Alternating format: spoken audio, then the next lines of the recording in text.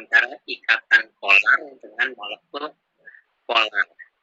Ya, sekarang saya tanya, Be dengan A yang lebih elektronegatif, hidrogen atau boron?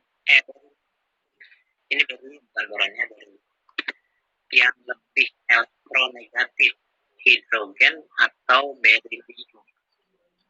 Lebih elektronegatif.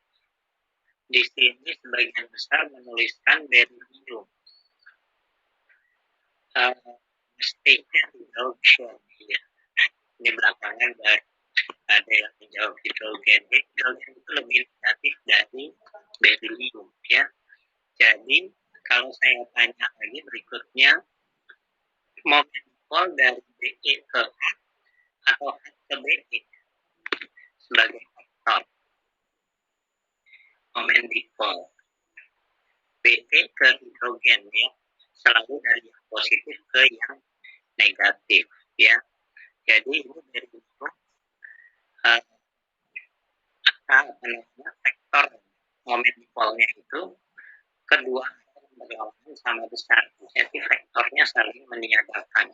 Vektor apa tadi? Vektor momen dipol. Kalau vektor momen dipol saling meniadakan, maka molekulnya non polar. Polar. Contoh lain misalnya yang mudah itu yang sering dijadikan contoh adalah misalnya saja boron, ya. Ini kita hapus saja. Kita pakai misalnya kita gambar boron. Nah, ini adalah boron hidrida, ya, BH3. Kalau kita lihat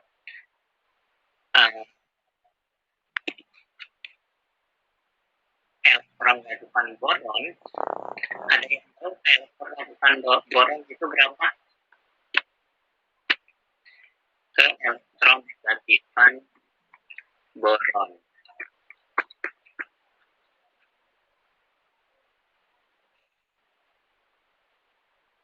Bisa dituliskan, ada yang bisa menuliskannya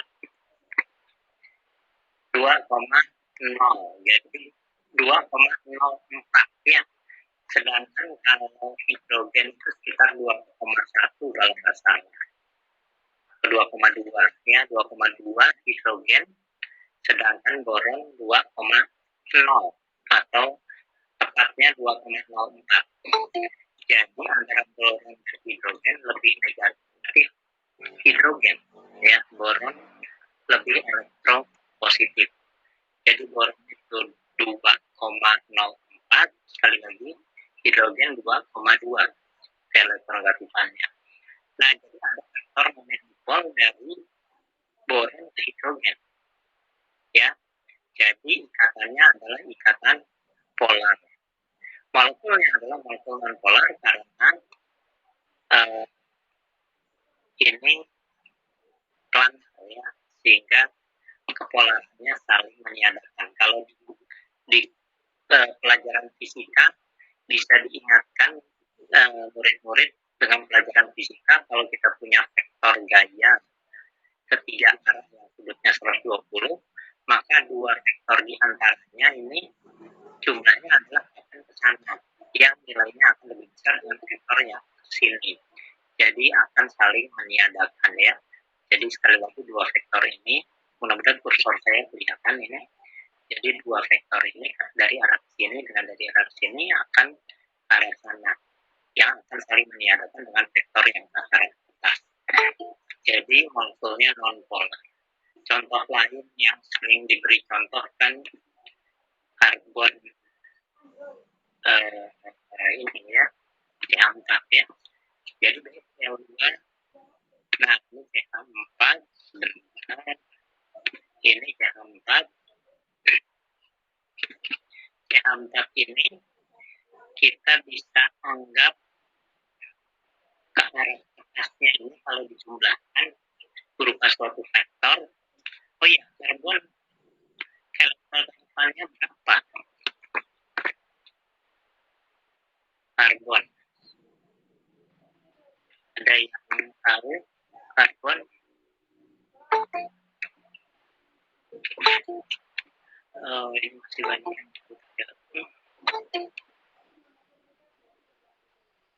Oke, iya.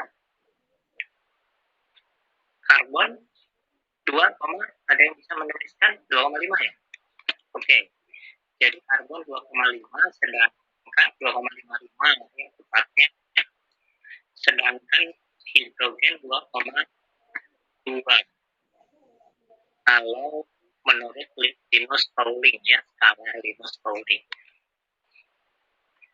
Sedangkan yang paling alternatif adalah fluor 3,98 dibulatkan jadi 4,0 ya, 3,98. Nah, jadi termomektikon dari karbon hidrogen ini arahnya dari A ke C atau dari C ke A. Vektor momentikon. Vektor momentikonnya dari A ke C ke arah pusat. Tapi dari A ke C itu karena tetrahedral semuanya saling meniadakan. Jadi ikatannya adalah ikatan polar walaupun polarnya kecil ya. CH itu polarnya kecil. Ikatannya polar tapi molekulnya non polar. Ya, makanya hidrokarbon secara umum sering disebut non polar. Ada satu cara sebetulnya untuk menentukan polar molekul dengan polar ikatan. Kalau polar ikatan sederhana saja, asal atomnya mempunyai ketergantungan dominan, ikatannya sudah pasti polar. Tapi kalau molekul, kita lihat jumlah momentikon. Tapi ada cara lain, ya. Cara lain itu selain cara momentikon, ada cara untuk murid yang tidak nyaman dengan vektor, ya. Untuk murid atau siswa yang tidak nyaman dengan vektor, maka caranya adalah dengan cara bertanya, pusat muatan negatif itu di atom apa dalam molekul CH4? Coba dituliskan pusat muatan negatifnya di mana? Pusat muatan negatif di C. Pusat muatan negatif di C. Pusat muatan positif di mana? Nah, ini hati-hati kalau ditanya pusat muatan positif jangan jawab di A karena hanya ada 4. Kita harus cek ada 4 A itu pusat dari 4 A itu ada di mana. Kalau kita anggap dia di rata-rata posisinya, si hidrogen yang di atas 2, di bawah ada 2, di mana pusat muatan positif, maka kita bisa bilang pusat muatan negatif di karbon, pusat muatan positif itu tidak berpusat memang, tapi bisa dipilihkan satu pusatnya. Pusatnya di C juga. Pusatnya di C. Karena hanya ada 4 yang secara rata-rata posisinya akan berpusat di karbon. Jadi pusat muatan negatif di karbon, pusat muatan positif juga di karbon. Karena pusat muatan positif dan pusat negatif itu berimpit, maka kita bilangnya molekulnya non polar. Itu ya salah satu cara untuk menentukan molekul polar atau non polar tanpa vektor. Saya beri contoh satu lagi. Saya beri contoh misalnya kalau kita buat atom molekul ini, ya, lalu kita coba optimize dulu geometrinya supaya bentuknya jadi begitu ya. Jadi ini adalah molekul amonia, ya. Pusat muatan negatifnya di mana? Pusat muatan negatif di N. Ya jelas karena N lebih elektronegatif dibanding hidrogen. Pusat muatan positif di mana? Nah, ini pusat muatan positif adalah ini kan segitiga apa ya? Ini piramida segitiga ya. Hidrogen itu pusat muatan positifnya adalah di tengah-tengah antara ketiga hidrogen ini. Jadi kalau kita bayangkan ini sebagai suatu piramida segitiga yang alasnya hidrogen, M, maka alas hidrogen ini kita bisa ambil titik beratnya atau titik baginya atau titik potongan garis tingginya, yaitu di sini, di bawah N. Jadi ini adalah pusat positif. Pusat positifnya sekali lagi di tengah-tengah antara ketiga H. Pusat negatifnya di sini. Pusat positif di sini, pusat negatif di sini, pusat positif dan pusat negatif tidak berimpit. Maka kita bisa sebut molekulnya polar. Jadi molekul polar dengan non polar dilihat dari di mana pusat positif, di mana pusat negatif. Ya, contoh lain H2O. Kita lihat H2O, kita ambil oksigen misalnya ya. Ini H2O, lalu kita optimize geometrinya, ya. Sudutnya ini kemungkinan 104,5 derajat kurang lebih. Lalu kita putar sedikit. Nah, pusat muatan negatifnya adalah, Bapak Ibu sekalian pasti tahu, di oksigen. Di sini pusat muatan negatifnya. Pusat muatan positif ini hidrogen. Jadi ini pusat muatan positifnya di sini dan di sini, tapi nggak bisa disebut pusat kalau kita sebut ada di dua titik. Pusat itu harus ada satu, di mana di garis ini, di tengah-tengah garis ini. Jadi pusat muatan positif di sini nih, kira-kira. Mudah-mudahan di tengah-tengah antara kedua hidrogen ya. Jadi ini adalah pusat muatan positif, ini pusat muatan negatif. Nah, perhatikan bahwa ini adalah salah satu cara untuk memberi pemahaman molekul polar, bukan ikatan polar ya. Kalau ikatan jelas polar, karena ini OH itu polar ya. Ikatan polar, tapi molekulnya juga polar karena pusat muatan negatif dengan pusat muatan positif tidak saling berimpit. Ya, itu salah satu cara untuk menjelaskan kepolaran molekul bukan berdasarkan vektor atau momen dipol, tapi berdasarkan berimpit tidaknya pusat positif dan pusat negatif. Jadi kalau misalnya kita balik lagi ke molekul misalnya BeCl2 ya, berilium, BeH2 misalnya seperti ini ya, pusat muatan hidrogen dengan berilium lebih positif berilium, jadi muatan positif pusatnya di berilium, negatifnya sebetulnya hidrogen ya, tapi ada dua tempat ini. Maka pusatnya di mana? Pusat muatan negatifnya ya di tengah-tengahnya. Di tengah-tengahnya di mana? Tetap di berilium juga.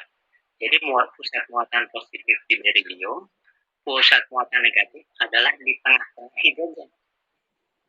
Di tengah-tengah hidrogen artinya di berilium berimpit. Nah, ketika pusat muatan positif dan negatif berimpit, maka molekulnya non polar. Ya, jadi itu salah satu cara untuk menjelaskan kepolaran molekul berdasarkan pusatnya. Jadi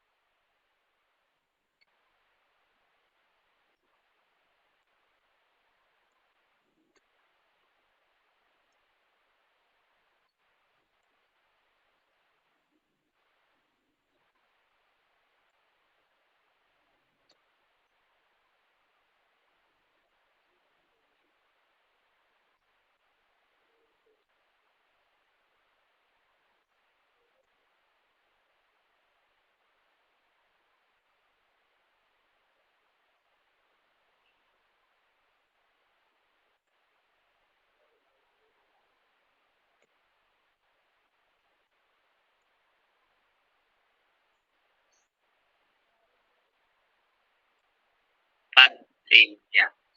Jadi ini gambarnya kurang bagus. Bisa tidak kalau kita ganti ininya UFF ya, kita ganti UFF ini force field-nya, kita ulang optimize geometry. Nah, udah benar. Jadi ternyata yang bagus adalah untuk Bapak Ibu sekalian yang belum tahu tentang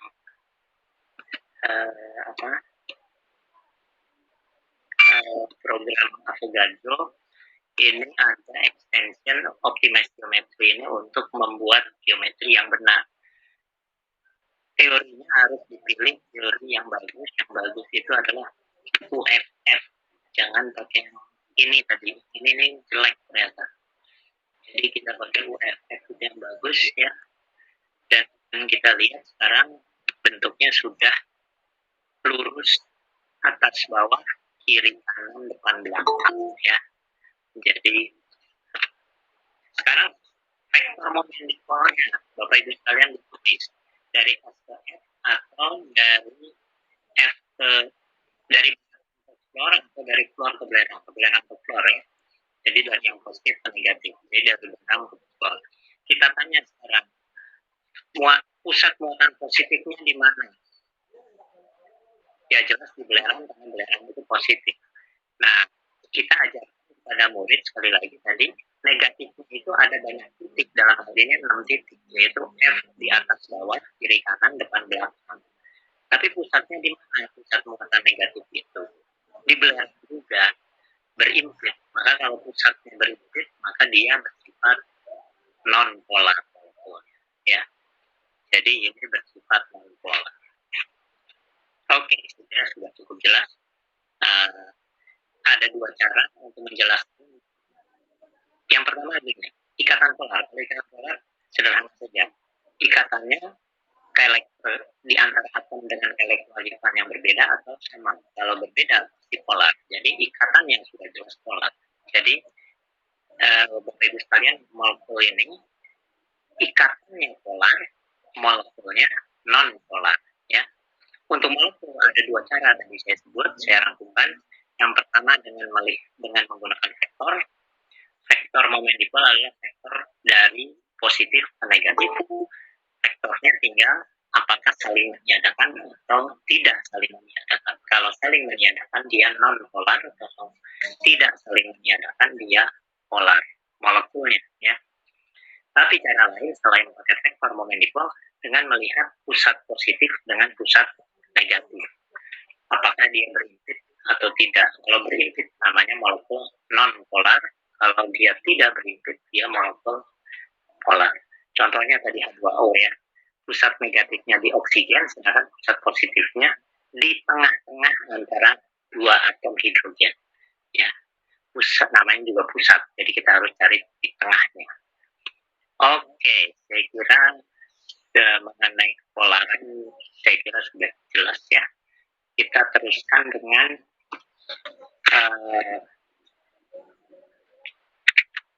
teori orbital hibrida. Ya, kita berpindah ke ini, saya pindahkan dari sini ke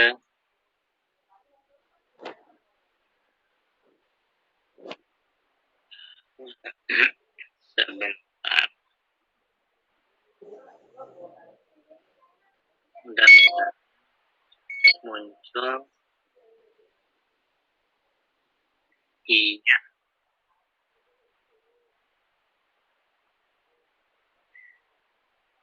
Oke, jadi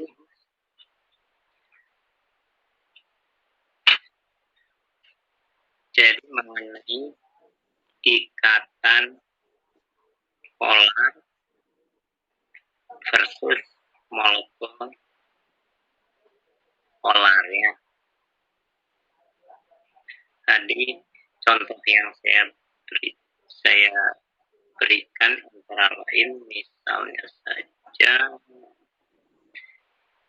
ke sini gitu ya, ke sana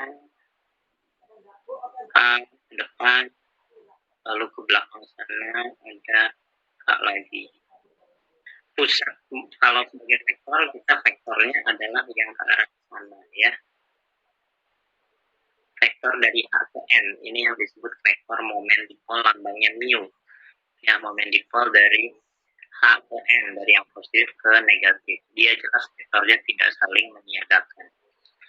Ya, tapi kalau tidak mau pakai cara vektor, pusat muatan negatif di mana? Ini pusat muatan negatif di atom N.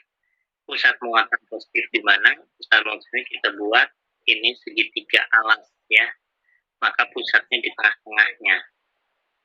Ini sebagai pusat positifnya, yaitu di tengah-tengah antara ketiga hidrogen di alas dari piramida segitiga. Nah, kita lihat positif dan negatifnya tidak berimpit, maka dia molekul polar ya.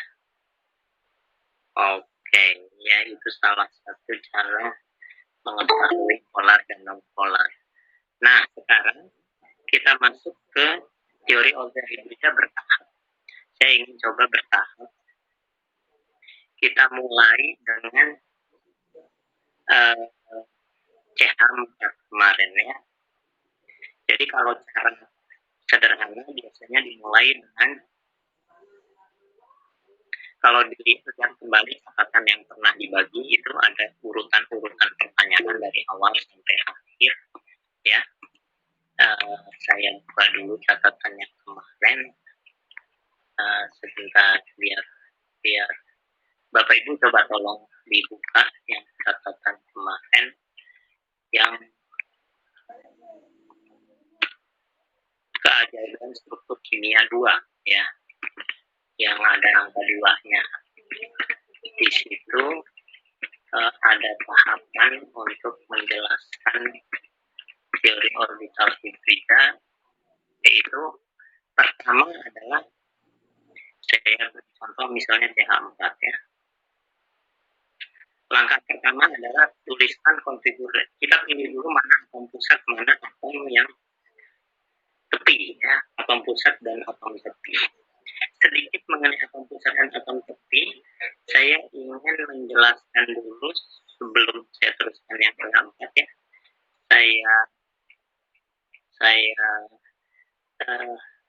Saya ini atas rangkumkan dulu atom pusat dengan atom tepi. Sekarang kalau misalnya kita punya N2O, atom pusatnya di mana? Coba dituliskan di chat, atom pusatnya di mana N2? Oke, jadi sekarang kalau NO2 di mana atom pusatnya? Kalau NO2N. Oke, sekarang begini. Yang ini benar. Ya. NO2. Ya. Atom pusatnya adalah di N. Kalau ini salah. Ya. Atom pusatnya adalah di N juga. Jadi bukan N2O itu bukan oksigen di tengah, lalu ada N di tepi. Ya. Jadi yang ini salah. Yang ini yang benar. Bagaimana cara mengingatnya? Cara mengingatnya adalah atom yang lebih elektronegatif cenderung di tepi. Itu saja. Ya. Atom yang lebih elektronegatif cenderung di tepi, kecuali hidrogen. Kenapa? Karena hidrogen itu cuma punya satu elektron, mau di tepi. Ya. Tapi untuk yang lain, jadi kalau misalnya N2O, kita harus bertanya, mana yang lebih elektronegatif? Yang lebih elektronegatif adalah oksigen, maka oksigen itu di tepi. Ya. Jadi N2O itu bukan oksigen yang di tengah, tapi N yang di tengah. Ya. Contoh lain seperti SO3, SO2, CO2, selalu oksigennya di tepi kan? Ya. Jadi yang atom yang lebih negatif selalu di tepi. Nah, sekarang kecuali hidrogen, ya. Ada kecualian hidrogen. Nah, sekarang kita mulai dengan CH4. Maka berdasarkan catatan yang saya berikan di pertemuan sebelumnya, kita menentukan dulu dalam CH4 itu mana atom pusat, mana atom tepi. Kalau ini gampang, karena kalau menyangkut hidrogen udah jelas hidrogen di tepi, ya. Jadi atom pusatnya sudah jelas karbon. Kita mulai dengan tuliskan konfigurasi elektron atom pusat dalam keadaan bebas. Jadi langkah pertama adalah kita tuliskan konfigurasi elektron atom pusat. 1s2, 2s2, 2p2. Ya, itu langkah pertama. Setelah itu kita gambarkan, ini namanya konfigurasi elektron ya. Kita gambarkan diagram elektronnya. Kalau diagram elektron maksudnya dalam bentuk kotak-kotaknya saja. Jadi kulit luarnya saja ya. 2s, 2, lalu 2p, 2. Gitu kan ya. Jadi ini adalah diagram elektron atom karbon. Ya, itu langkah pertama. Langkah berikut lalu kita tanyakan kepada murid berapa banyak atom yang diikat. Yang diikat adalah ada 4 atom yang diikat karbon ya. 4 atom diikat oleh karbon. Maka C wajib menyediakan minimum 4 elektron tunggal ya. Nah, di sini kita harus bisa kalau sebagai guru kita perlu mengetahui, ini saya tuliskan dulu di halaman berikutnya. Kita perlu mengetahui ada 2 macam hibridisasi ya. Yang pertama adalah golongan utama. Kalau golongan utama umumnya ini tidak ada aturan yang pasti. Kalau di kimia selalu semuanya umumnya ya. Kalau golongan utama, atom pusat menyediakan elektron tunggal, atom tepi juga menyediakan elektron tunggal ya. Jadi atom pusat menyediakan elektron tunggal, nanti atom tepi juga menyediakan elektron tunggal. Atom pusat menyediakan elektron tunggal sejumlah atom yang akan diikatnya minimum ya. Itu untuk golongan utama. Tapi ada juga golongan transisi ya, dalam bentuk senyawa atau ion kompleks. Kalau dalam bentuk ion kompleks, maka ion pusat, kita biasanya menyebutkannya bukan atom pusat, jadi ion pusat itu menyediakan bukan elektron tunggal, tapi menyediakan orbital kosong. Sedangkan ligan, itu sebutnya ligan ya, yang di tepi itu kita sebut ligan, itu menyediakan pasangan elektron bebas. Jadi ada 2 macam hibridisasi ya. Hibridisasi pertama bisa dijelaskan ya, tentunya Bapak Ibu sekalian bisa menuliskannya di chat. Kenapa berbeda?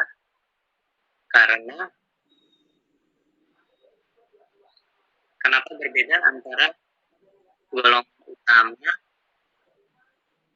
dengan golongan transisi?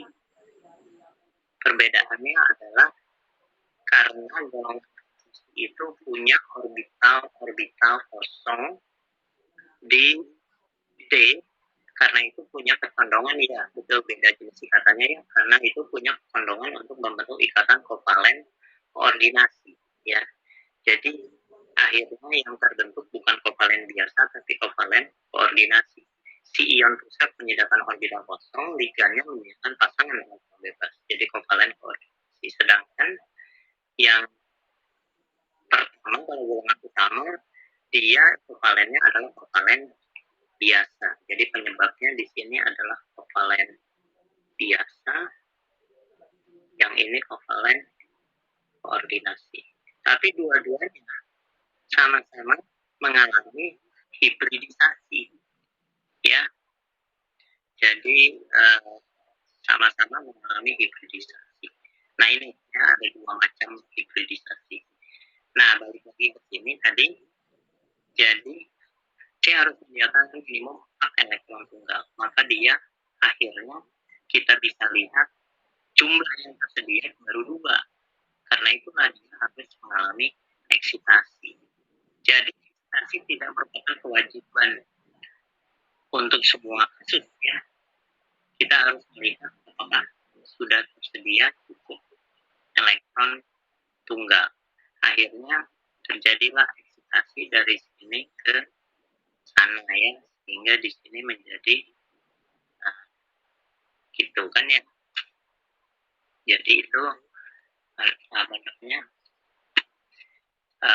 Nah, jadi akhirnya terjadi eksitasi elektron. Ini agak sulit tulisnya, sebabnya ini itu ya. Jadi itu ada kaitannya dengan penyediaan minimum 4 elektron tunggal.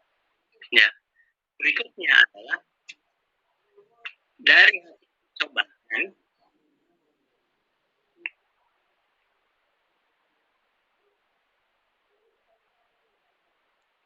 ternyata panjang ikatan CH itu sama, ya kan? Lalu energi ikatannya juga sama. Jadi artinya keempat ikatan sama kuat.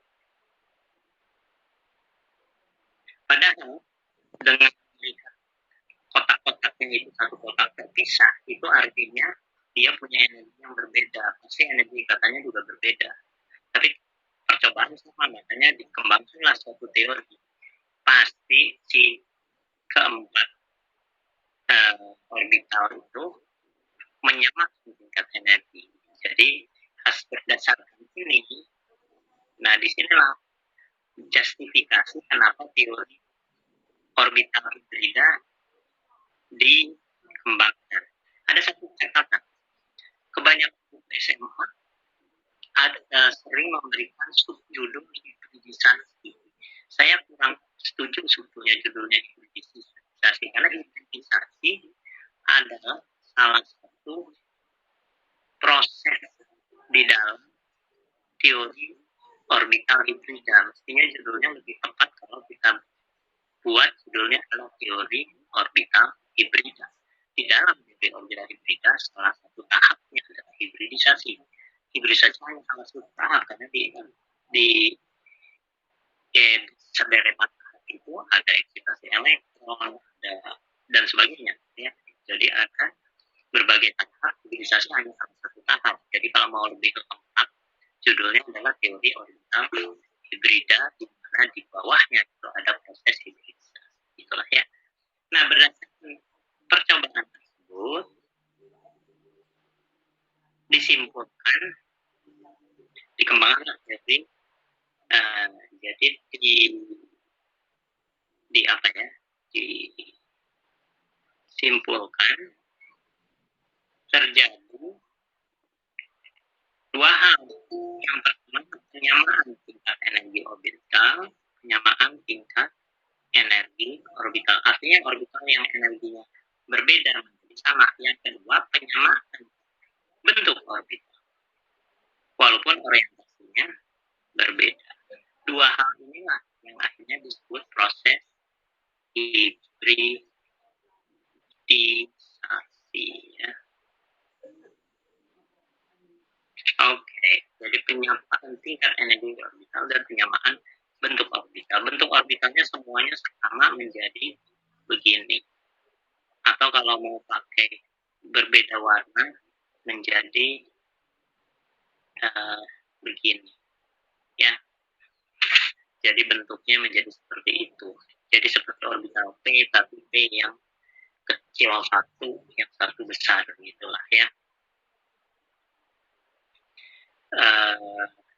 Kemarin sudah dibahas ini arti tanda fungsi gelombangnya positif, sedangkan yang merah itu fungsi gelombangnya bernilai negatif ya. Oke, ini prinsip terjadinya hibridisasi, di mana kemarin kalau mau membayangkan orientasinya, kita bisa bayangkan sebagai suatu apa namanya kubus di mana ke atas itu ke arah salah satu diagonal, ke arah bawahnya ke arah diagonal yang lain. Ya, bisa dibayangkan itu akan menjadi tetrahedral. Ya. Nah, sekarang berikutnya adalah jadi sebetulnya di sini ada satu pertanyaan yang tidak ditanyakan karena memang tidak ada. Jadi di sini sebetulnya setelah ada pertanyaan berapa elektron tunggal yang harus disediakan minimum. Nah, dalam hal ini jawabannya adalah minimum harus disediakan 4 elektron tunggal. Sebetulnya di sini ada satu pertanyaan yang tidak ditanyakan, yaitu apakah setelah eksitasi itu ada pasangan elektron bebas? Nah, kalau ada pasangan elektron bebas, maka pasangan elektron bebas itu akan ikut dalam proses hibridisasi. Ya, jadi di sini adakah pasangan elektron bebas? Sebetulnya ada pertanyaan itu. Ya, ikut hibridisasi sepanjang dia jari-jarinya kecil. Karena kalau jari-jari kecil memungkinkan dia untuk ikut hibridisasi. Tapi kalau jari-jarinya besar, kalau jari-jari atau pusatnya besar, maka elektron bebas itu akan apa ya? Bisa kita anggap terlalu jauh jaraknya dengan elektron.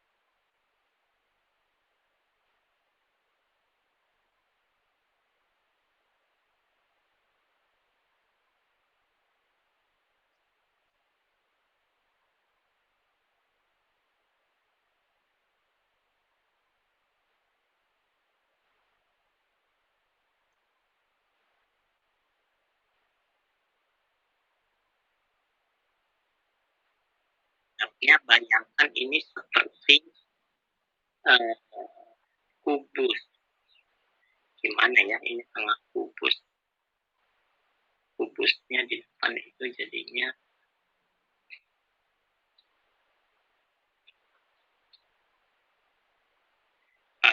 gimana nih gambar? Iya, gitulah. Di belakang sana,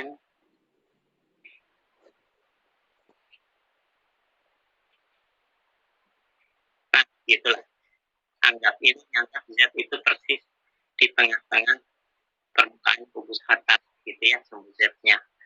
Coba diperhatikan warna biru ini adalah saya menggambar suatu kubus yang pusatnya adalah di titik O, sumbu Z-nya itu keluar dari tengah-tengah kubus ada, sumbu Y tengah-tengah sini, tengah-tengah sini ini keluar sumbu Y, ya. Nah, kanan, nah, kalau misalnya dia 4, maka 4 datangnya itu dari diagonal ini, dari atas, tapi dari bawahnya dari diagonal ini. Ya, jadilah tetraedral. Jadi dari atas datang di antara sumbu, bukan di sumbu. Kalau ini kan tadi yang atas ini semua yang saya kasih arsir ini atas, bawah, kiri, kanan, depan, belakang. Itu semua pas sumbu. Lalu apa akibatnya? Akibatnya adalah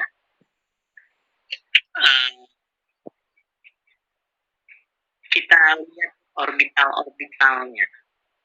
Orbital-orbital itu adalah ada yang disebut D3 DZ kuadrat. Itu bentuknya orbitalnya adalah ini sumbu Z. Itu bentuknya begini. Lalu ada donat.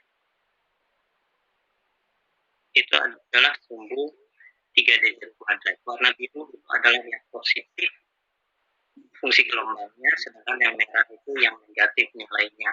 Tapi kebalikannya kuadratnya ya, saya sudah pernah bahas itu. Sedangkan selain 3D Z kuadrat ada 3D X kuadrat min Y kuadrat. Ini Bapak Ibu sebaiknya tahu ya bentuknya ini.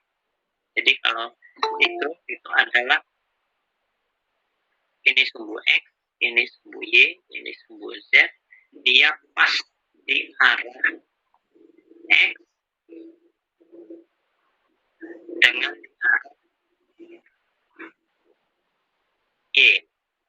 Di arah situ yang biru misalnya, di arah Y yang merah. Jadi itu kuadrat menjadi kuadrat, dia ada di sumbu X dan sumbu Y. Kesana sumbu min X-nya. Sedangkan yang ini sumbu Y, ini sumbu Z, ini ada yang begini dengan begini. Gitu ya. Ini adalah 3D YZ. Nah, nanti ada 3D XZ, ada 3D XY. Kalau XY ya bisa di sama, gambarnya sama semua. Pokoknya begini, gini juga, ini gini juga. Cuma bedanya ini sumbunya adalah X sama Z. Kalau ini sumbunya X sama Y. Saya putar-putar sumbunya ya.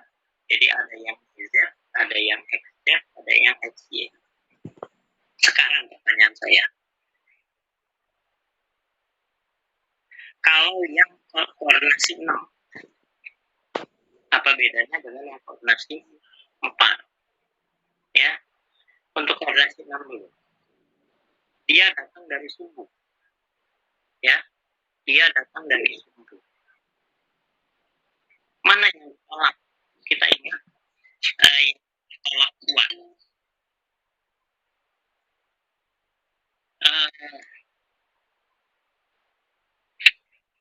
Ini dari saya kasih 3D Z kuadrat, ada 3D X kuadrat lebih kuadrat, ada 3D YZ, ada 3D XZ, ada 3D XY. Ini kan sebetulnya orbital. Ya. Sekarang pertanyaan saya ulangi. Kalau dia 6, datangnya kan dari sumbu. Coba pilih dari 5 orbital 3D ini, mana yang ditolak kuat oleh ligan yang datang dari sumbu. Orbital mana coba yang ditolak kuat ketika datang orbital dari arah orbital dari elektron bebas dari ligan datang dari sumbu? Coba ditulis. Yang ditolak ya yang ada di sumbu. Yang ditolak yang ada di sumbu. Nah, yang ada ya 3D Z kuadrat dengan 3D X kuadrat min Y kuadrat. Kalau ini ditolaknya lebih lama, kita coba perhatikan, Bapak Ibu sekalian perhatikan. Ini nih, datangnya kan dari sumbu. Dari sini datangnya, silikan. Kalau bilang koordinasi 6, datangnya dari sumbu sini. Nah, ini ditolaknya tidak terlalu kuat kalau yang YZ, XZ maupun XY, karena datangnya dari sumbu. Tapi kalau di sini datangnya dari sumbu, silikan, datangnya dari sumbu, dari sumbu datangnya ini dari sumbu. Perhatikan yang saya buat bulatan kecil itu datang dari sumbu. Yang 3D Z kuadrat dengan 3X kuadrat min Y kuadrat itu akan tertolak lebih kuat oleh yang datang dari sumbu. Maka kalau yang 6, maka si orbital D yang buah ini itu akan pecah. Yang ditolak kuat akan energinya meningkat, yang tidak ditolak kuat akan ke bawah. Dengan berdasarkan hukum kekurangan energi, total energinya harus kekal. Jadi misalnya sering disebut, ini sering, makanya sering kalau di buku-buku yang advance, ini sering disebut listriknya 10, di mana ini naiknya 6, turunnya 4. Kenapa kok naiknya 6, turunnya 4? 6 tambah 4 kan 10. Ya, selisihnya 10. Kenapa yang 2 itu naiknya 6, yang 3 turunnya 4? Supaya 6 kali 2 itu 12, 4 kali 3, 12 juga. Nah, apa dasarnya penolakannya? Karena di orbital D itu ada elektron Bu ini. Kan misalnya Fe 12 kan 3D6. 3D6 itu kan tersebar di orbital ya. Ada di orbital. Jadi si elektron yang ada di orbital D dari ion pusat yaitu Fe itu tolak menolak sesama elektron dengan elektron yang datang dari ligan. Ligan itu Cl- misalnya kan muatan sama tolak menolak ya, karena muatan elektron saling tolak gitu. Dan yang ditolak itu akan lebih, yang kuat ditolak itu energinya akan meningkat. Ingat, energi yang tidak stabil itu akan tinggi, energi yang stabil akan di bawah. Jadi si yang tidak ditolak kuat itu akan ke bawah malah. Ya. Jadi artinya yang 3 akan turun ke bawah. Nah, berbeda dengan yang orbital 4. Apa yang ligannya 4 buah. Kalau 4 buah sama tadinya 5 buah. 5 buah orbital D, ini 3D nih. Pecah juga. Cuma yang 2 di bawah, yang 3 di atas. Kenapa? Karena ini datangnya dari, bukan dari sumbu, tapi di antara sumbu, dari diagonal kubus. Dari atas datangnya dari sana dengan dari depan, di bawah dari kanan belakang dengan dari kiri depan. Itu semua berada di antara sumbu. Kalau yang bilangan korelasi 4. Makanya yang ditolak yang mana? 3 ini yang ditolak. 3 yang di bawah ini. Yang ini, dan ini yang ditolak lebih kuat. Yang saya lingkari itu. Ya, itu yang saya lingkari itu yang ditolak lebih kuat. Karena kalau dia tetrahedral, dia datangnya di antara sumbu. Yaitu dalam kubus diagonal atas dan diagonal bawah pada arah diagonal yang berbeda. Dan memang nanti akhirnya penolakan tergantung kekuatan ligan. Jadi gini, jadi ini untuk yang koordinasi 4. Ya, koordinasi 4 sering ini akhirnya disebut T2G, lambangnya dengan EG. EG ini T2G. Karena tidak itu penambahan, tidak usah dipusingkan. Pokoknya intinya dia pecah. Lalu apa yang terjadi? Sekarang saya bahas tentang FE Cl6 4 min dengan Fe N6 4 min. Apa bedanya FeCl6 4 min dengan FeCN6 4 min? Kita mulai dengan Fe dulu. Fe itu nomor atomnya berapa? Dia, kita mulai dengan Fe ya. 1S2, 2S2, 2P6, 3S2, 3P6, lalu 4S2 dulu ya kalau menurut urutan. Kalau transisi ingat dari 3P ke 4S dulu baru ke 3D. Walaupun penulisan boleh-boleh saja 3D ditulis duluan. Tapi sebetulnya urutan tingkat energinya setelah 3P, 4S dulu, baru 3D. Kecuali ketika dalam bentuk ion. Kalau dalam bentuk ion, splitting, crossing hilang. Tidak terjadi crossing lagi, sehingga setelah 3P, 3D baru 4S. Makanya kalau Fe2+, ini kan ingat Fe2+ ya. Karena Cl min 6, masing-masing 1 Cl, jadi Fe-nya 12. Kalau 12 itu 1S2, 2S2, 2P6, 3S2, 3P6, 3D6. 4S-nya hilang. Ya, 4S-nya kosong. Akhirnya atomnya itu menjadi 3D 1, 2, 3, 4, 5, 6 3D-nya, lalu 4S kosong, 4P kosong juga, di sananya ada 4D. Nah, sekarang apa bedanya Cl min dengan Cn min? Ini ligan lemah. Kalau ligan lemah 1, 2, 3, 4, 5, ingat ini ada 6 buah. 6 buah itu mengikuti yang ini. 6 buah mengikuti yang kiri. 4 buah ikuti yang kanannya. Jadi dia akan ya, jadi itu yang 6 buah ligan, dia ditolak 2 buah ke atas. Jadi ini ke atas 2 buah, ke bawah 3 buah. Ini yang menyebabkan dia berwarna. Kenapa? Karena dari 3D ke 4S di atasnya, untuk pindah ke sini perlu UV. Makanya warnanya putih kalau tidak ada ligan. Karena dia butuh UV, UV itu tidak berwarna. Tapi dari sini ke sini, cahaya tanpa.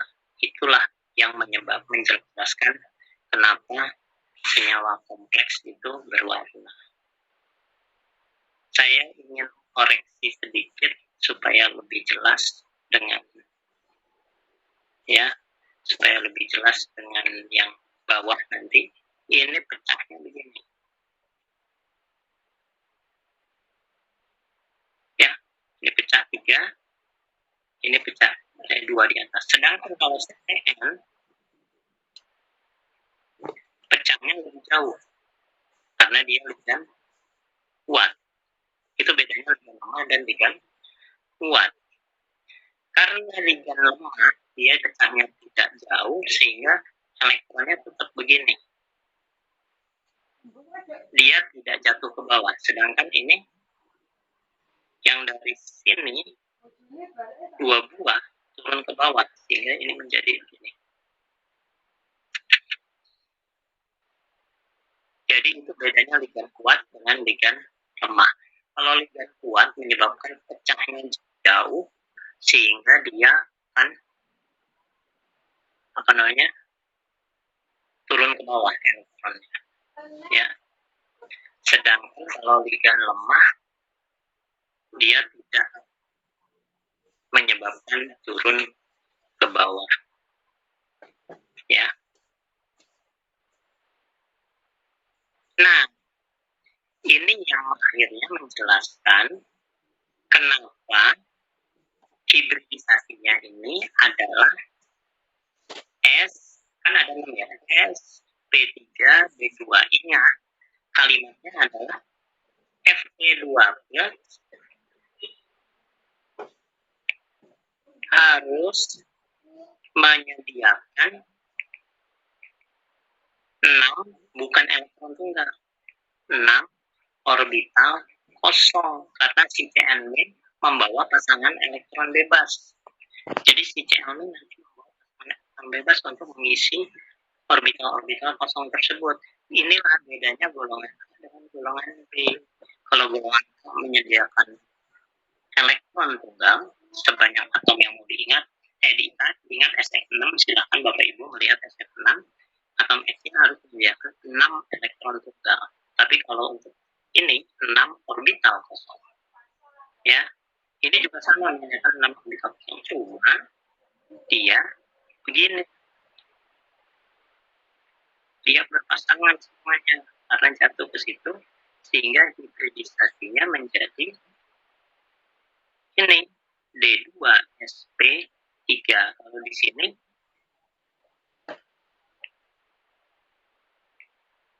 SP3D2.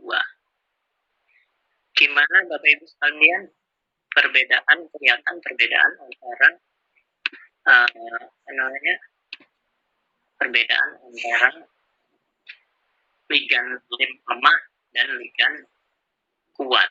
Jadi kalau ligan kuat mampu memasangkan elektron, bisa untuk menyedarkan elektronnya, akhirnya ligan kuat mampu membuat itu berpasangan. Sebetulnya lebih tepatnya mampu menyebabkan splitting orbital D yang jauh. Sedangkan ligan lemah splittingnya kecil. Karena kecil dia tidak menyebabkan si elektron jatuh ke bawah. Sedangkan kalau itu karena jauh menyebabkan elektron jatuh ke bawah. Jatuh ke bawah itu artinya berpasangan. Ya, jadi memang kalau disederhanakan itu akhirnya bersifat memang ini bisa ditarik magnet, paramagnetik, sedangkan yang ini tidak ditarik.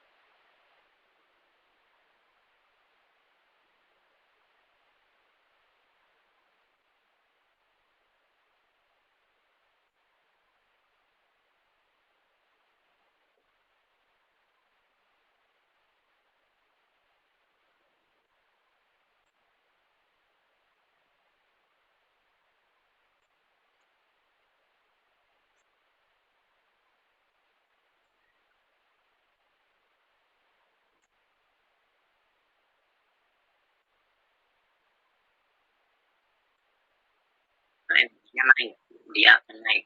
Itu kan membayangkan dunia submikroskopik. Datang dari mana? Ya, datang dari mana? Dunia lambangnya adalah kotak-kotak ini tadi. Ya, ini dunia lambang yang saya gambarkan. Bagaimana dunia mikroskopiknya? Dunia mikroskopiknya adalah coba bagaimana warna di sini dengan warna di sini. Kalau di bawahnya adalah magnet. Kira-kira coba Bapak Ibu sekalian. Warna di kiri, dua-duanya warnanya bukan. Warna yang kiri dengan warna yang kanan. Kalau disimpan di atas magnet yang luar biasa kuat. Ingat ini tadi parametrik atau diamagnetik yang ditulis. Parametrik atau diamagnetik yang diklik. Keempat aja jangan.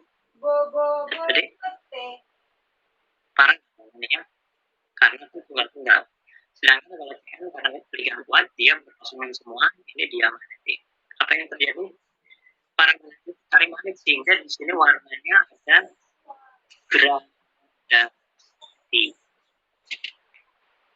Ya, jadi makin ke bawah makin ke atas makin pudar.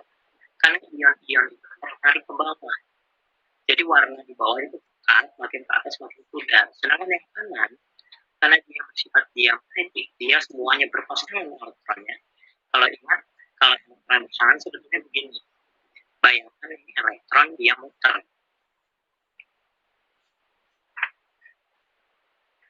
Coba putarannya di atas atau di bawah? Gambar yang kanan itu.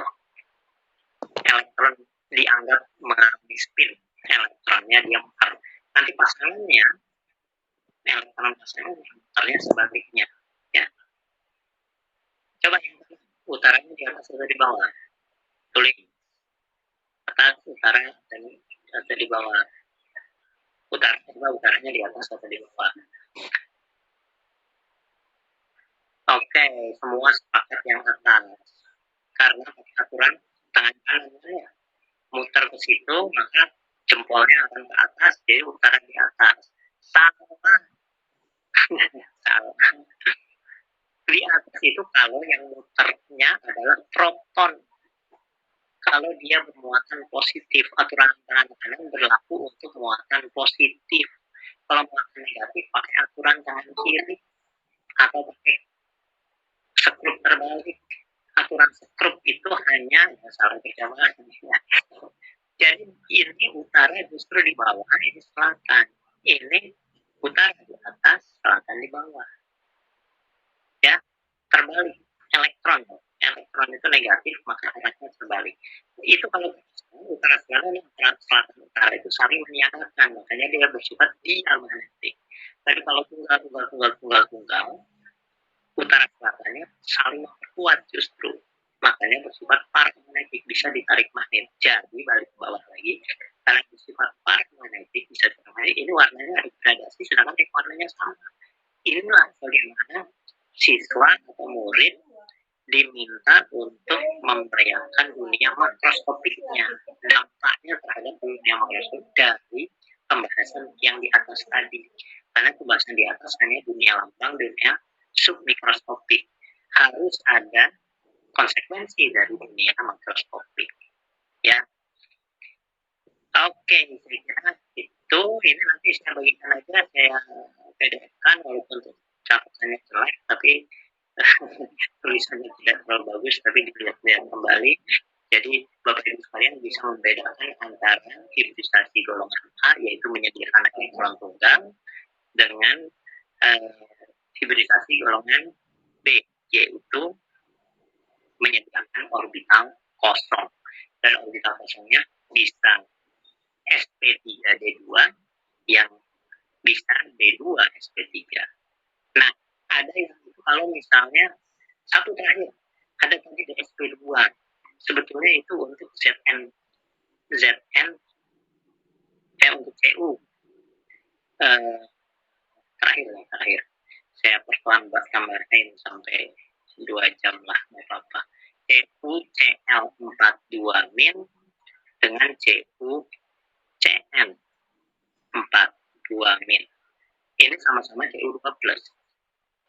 Silahkan dicek Cu2+ itu 1s2, 2s2, 2p6, 3s2, 3d10, 3d9. Oh, 3d9 ya. Jadi orbitalnya itu adalah 3d.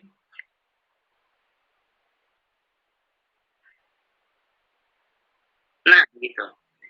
3d9, lalu di sini 4s, 4p. Nah, ini aneh sendiri memang. Aneh sendirinya begini.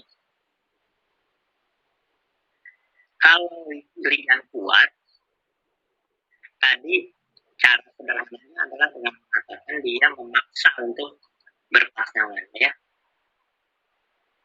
Dia memaksa untuk berpasangan.